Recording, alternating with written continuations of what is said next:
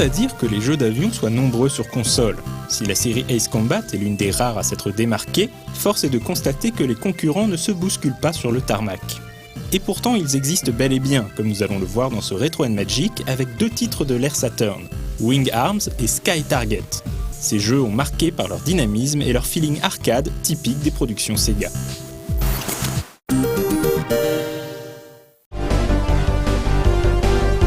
Sorti en début de vie de la Saturn, Wing Arms est un titre réalisé par une petite équipe japonaise appelée Bell Corporation. On leur devra quelques mois plus tard sur cette même machine le jeu de course F1 Live Information alias F1 Challenge. Wing Arms est le quatrième épisode d'une série intitulée Wing War, qui n'avait jusque-là jamais quitté les salles d'arcade. Ce quatrième épisode est l'occasion pour Sega d'offrir aux possesseurs de sa 32 bits une simulation de combat aérien. Enfin, simulation, il s'agit en vérité plutôt d'un gros jeu d'action.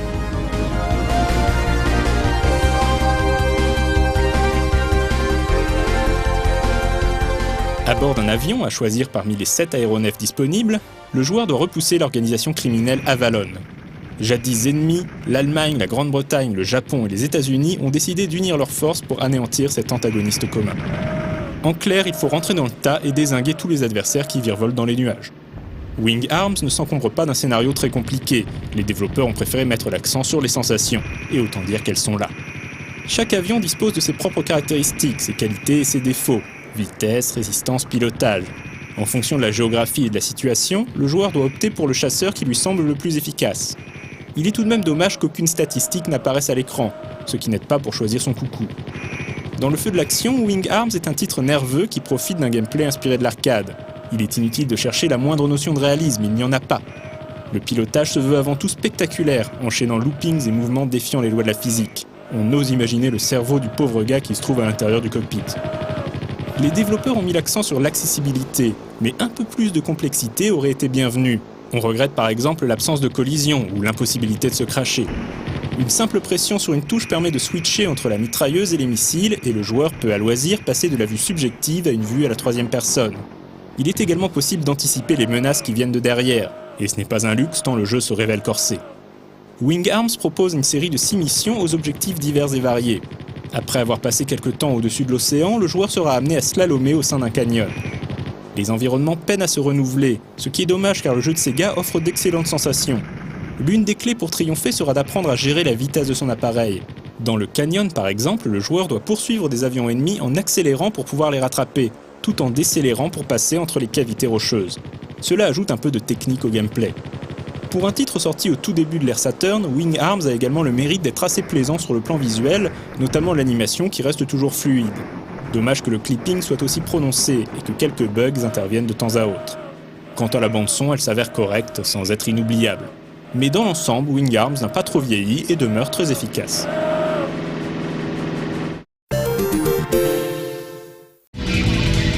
Dans la lignée des grands classiques du rail shooter de Sega, Sky Target est une sorte de Afterburner revisité à la sauce 3D. D'abord sorti en salle d'arcade, il a été porté sur Saturn par les développeurs d'Appaloosa Interactive, habitués à travailler sur la console 32 bits. On leur doit notamment le titre Three Dirty Dwarves, conçu par le réalisateur d'Echo the Dolphin, ou encore The Lost World Jurassic Park. Tous ces jeux ont d'ailleurs déjà été abordés dans Retro & Magic. À bord d'un avion de chasse, le joueur doit traverser des environnements hostiles à la progression prédéfinie. Il suffit de déplacer la cible à l'écran tout en verrouillant les adversaires pour les détruire. Assez décrié dans la presse de l'époque, Sky Target procure pourtant un fun indéniable. Contrairement à un Wing Arms au décor assez monotone, Sky Target est bien plus varié. Le jeu reprend en effet le fameux concept d'outrun. À la fin de certains niveaux, le joueur est amené à choisir entre 2 destinations, ce qui confère au jeu une certaine rejouabilité, d'autant que les situations sont variées. Attaque en plein ciel, rase-mode dans un canyon, piqué au-dessus de l'océan, slalom entre les buildings d'une ville. En début de partie, 4 avions sont proposés, F-14, F-15, F-16 et même Rafale français, auquel il faut ajouter un avion à débloquer, le White Sword. Les amateurs seront ravis, même si la sélection est surtout d'ordre esthétique. Le comportement des différents chasseurs se ressemble, et c'est ailleurs qu'il faut aller chercher un semblant de réalisme. Bien qu'il s'agisse d'un jeu d'arcade, Sky Target ne permet pas de faire de looping. La progression se résume à zigzaguer entre les tirs ennemis et à envoyer une salve de missiles illimités sur les adversaires. Le jeu de Sega cherche avant tout à procurer des sensations fortes, et il le fait d'une manière très convaincante. Si les objectifs sont basiques, la progression est agrémentée d'affrontements contre des boss gigantesques qui prennent une grosse partie de l'écran. Il n'y a aucune approche tactique à rechercher. Il suffit de foncer sur son opposant en explosant tous les éléments qui semblent hostiles. Ces moments sont grisants et surviennent régulièrement pour le plus grand plaisir du joueur. Certaines phases sont de vraies décharges d'adrénaline, c'est le cas du 4e niveau, de son piqué spectaculaire.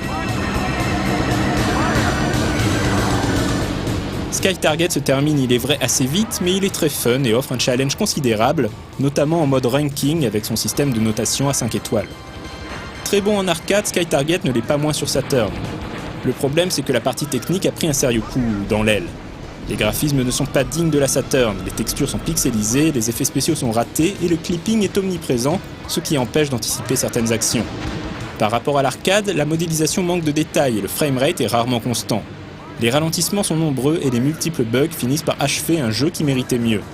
Heureusement, Sky Target se rattrape sur le plan musical avec des musiques très rythmées, dont un remix du mythique thème d'Afterburner.